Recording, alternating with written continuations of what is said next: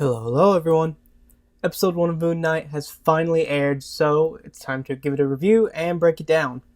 Jumping right in, as the episode started off, I immediately knew that the songs were going to be fitting for every scene. If you listen to the lyrics, a lot of the time they were very subtle ways to already describe the characters. Talking about this opening scene, we jump right into Arthur Harrow performing a sort of ritual, and yes, it was a great way to start off the show. For me, it pulled me in immediately because I was confused. Like, this man was putting glass shards in his shoes and stepping on it, which was obviously a great way to already lay out some groundwork for him as the series villain. It was kind of cool in a way, too, because we were thrown into this show already not knowing what's going on, similar to Stephen Grant, who was really just thrown into this life and doesn't know what's going on either. But back to the ritual, I was wondering why he would do that. And as I was trying to figure out what exactly Arthur was doing at the beginning, my girlfriend pointed out that it could have been a type of ritual or sacrifice, because as we later find out, he is the avatar for the god Amit. And so this could have been a way for him to atone for, say, previous sins, or just to prove that he's willing to do anything for his god. And then back over to Stephen. When we begin to see his transitions from one personality to another, from Stephen to Mark, I thought it was so well depicted and extremely interesting to see the time jumps. Even though seeing what happened in between them would be nice, it was really cool to just be thrown into the mix and see things from Stephen's point of view and really just try and put the pieces together as he was. The accents are also a great way to really tell the difference between Stephen and Mark, and just further proves that they are their own separate identities. Like, they have their own thought of backstories and daily lives, and it really just helps prove that they are not the same person, even though they have the same body. But it does make me wonder, why is Stephen all of a sudden in control more often? Because Mark and Khonshu obviously seem a little surprised that he keeps reoccurring more and more. And so I just wonder why he's gained this sudden control, and what exactly signifies the change if they aren't doing it willingly all the time. Like, what is that indicator that switches from Mark to Stephen, or vice versa? At least with Mark, it seems like it's violence of some sorts, but with Stephen, why?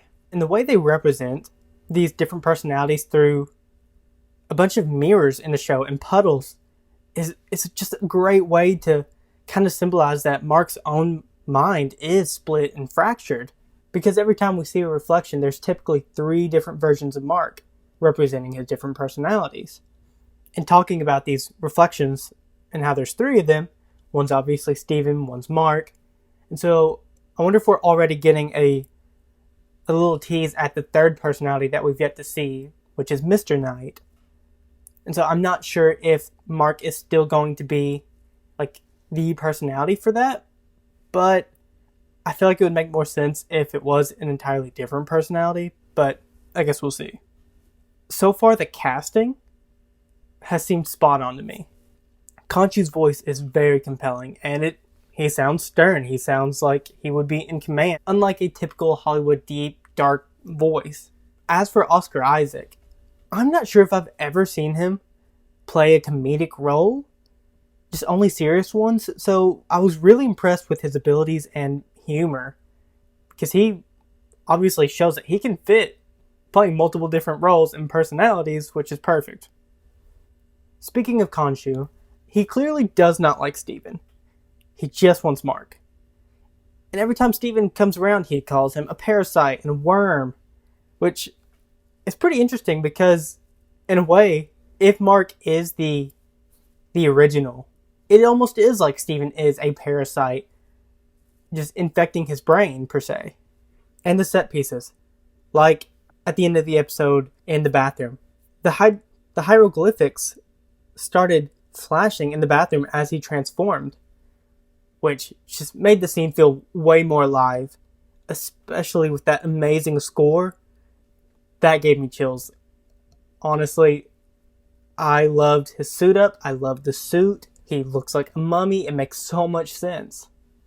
There were also 3 mirrors in that bathroom, which was pretty cool considering that there could be 3 personalities that we're seeing, and that is the initial place where him and Mark finally talk to one another for real and figure out that they can switch personalities. Throughout the episode, there are all kinds of crocodile and alligator references to Amit's appearance. Obviously, Arthur's tattoos, his cane, have crocodiles all over him. Steven says later gator to his quote-unquote mom. We'll come back to that. And while in the museum, Steven even stops by a crocodile exhibit, as well as Mark's phone background is a crocodile. And I think it's really cool because it shows that this god is all around, and that point is really driven home when you realize Arthur has men all around as well. When he finally confronts Steven in the museum, even one of the guards is already one of his followers. It just shows that this god really is all around without Steven ever noticing. And the end credits were so cool because they foreshadowed and visually explained what is going on in this episode and what's going to happen. Even in the end credits, it depicts Mark in this cracked glass image, which really represents his mind. And it made me think of the movie Split, which had a main character that faces very similar problems to Mark. The overall feel and creepiness / horror aspects of the show, especially with that end battle, it just feels perfect since he is a darker toned character, and we're going to be seeing more horror elements within the MCU, especially after Multiverse of Madness comes out. You may have also noticed that while scrolling through Mark's phone, besides the name Layla, which is a character we will be seeing soon, there's another name that is actually a friend of Mark Spector's in the comics, who is another mercenary and may have actually been on the original journey before Mark ended up getting his powers. So we could potentially see him in the future as a flashback, or he may come back.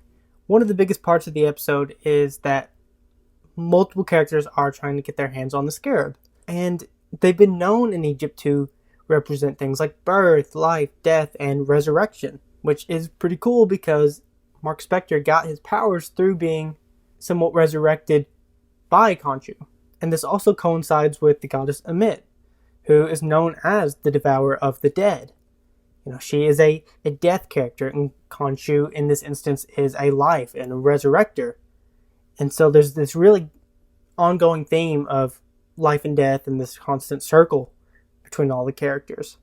Near the beginning of the episode, when Steven comes into the museum and he's talking to this little girl, and they begin talking about the pyramid, it seemed like a pretty interesting hint where she comments that, oh, well, obviously there's nothing in this pyramid anyways. And Steven was like, yeah, obviously not.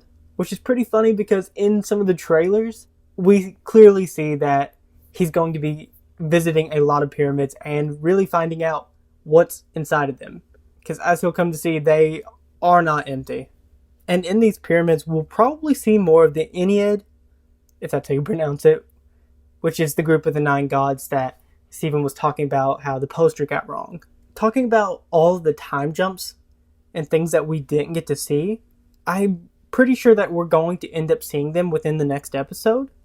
We'll probably just see flashbacks and stuff, but honestly, I think it would be really cool if the next episode was just Mark, and it was the exact same time period, the exact same episode, but everything was from Mark's point of view.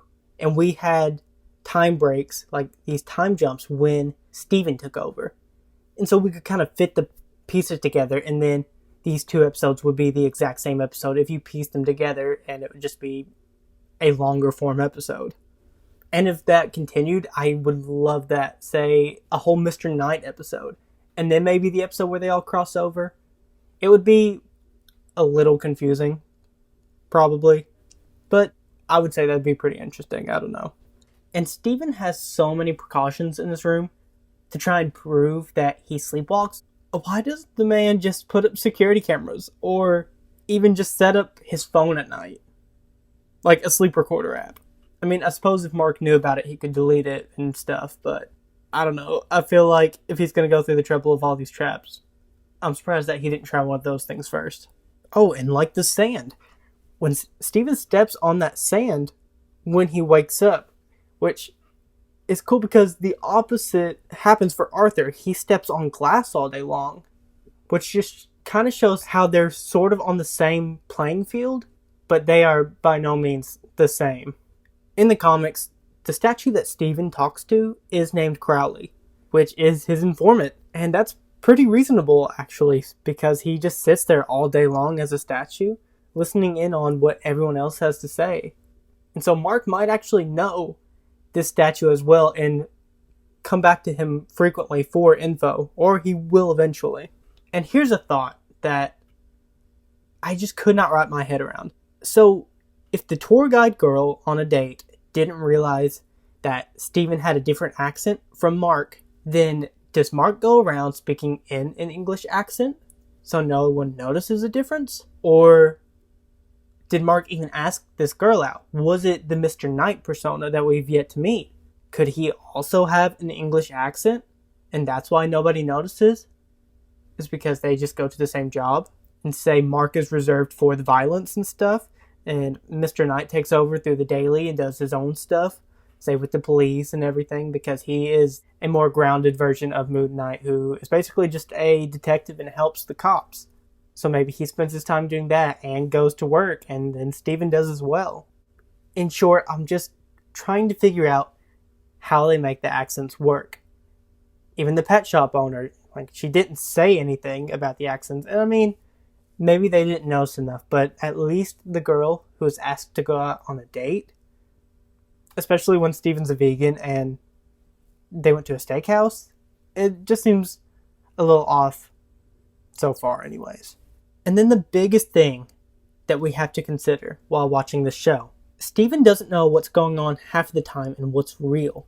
And so while we follow him, I'd say it's a pretty good idea to keep in mind that he's most likely an unreliable narrator.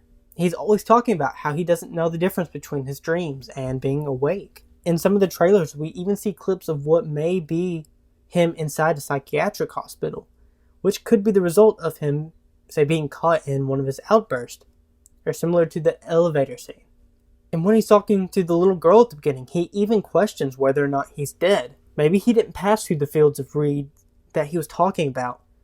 So when he died, or when Mark died, or this would further explain why he agreed to Khonshu's terms, because he already knew where he was going he wouldn't like. Probably because he was a mercenary.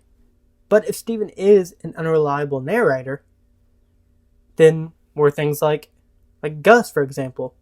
Did he ever even have one fin? Or was it all in his head? Or maybe his mind is more fractured from being resurrected than we thought. Or could it have been a little more simple and the fish could have died because he was gone for multiple days without feeding the fish? Or if Gus did die, what if, say, Mr. Knight or Mark returned the fish? Especially Mr. Knight, because if Mark is the more violent one, I could see Mr. Knight being the more rational one and actually put Steven to bed and make sure all of his precautions like the duct tape and stuff is still on the doors to give him a little more peace of mind. And throughout the episode, you may have asked why the gods even need these avatars. And that is just because they can't actually come into our world or our reality. Every time we see them, it's just in the characters' heads and not for real. And that seems to be the point of why Amit is doing what she's doing. I think her overall goal is to try and get enough followers to believe in her, to strengthen her enough to try and get into our reality so she can do whatever she wants and be a lot more powerful. Which probably won't be good, and that's why the other gods interfered and betrayed her, including her own previous avatar that we heard mentions of from Arthur. Similarly, we'll most likely see the gods in their human forms appear in the show at least, just to be a little more relatable and practical, while speaking with, say, Mark when he does end up going to the pyramids and finds them and things like that. And that's all the things that I noticed while watching episode 1. I absolutely loved it. I thought it was an amazing start to the show. I think the way that they are explaining his origin story in kind of puzzle pieces and trying to put it all together through the eyes of Steven and not Mark is so much more interesting than following Mark's path from the beginning. And so truthfully, I just cannot wait to see more. But what do you think? Are you going to be watching more of this series? And do you think it has the potential to be one of the best Marvel TV shows so far? Let me know your thoughts down below, because I'd love to hear them. And that's that. See ya.